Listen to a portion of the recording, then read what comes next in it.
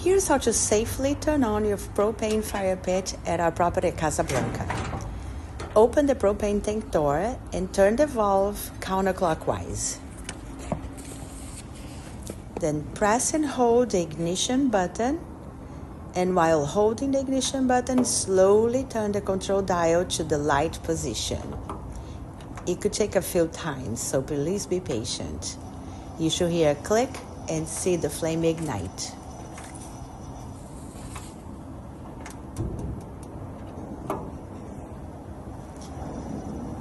Once it's lit, you can adjust the flame to your desired level using the dial. When you're done, turn the dial to off and close the propane tank valve by turning clockwise.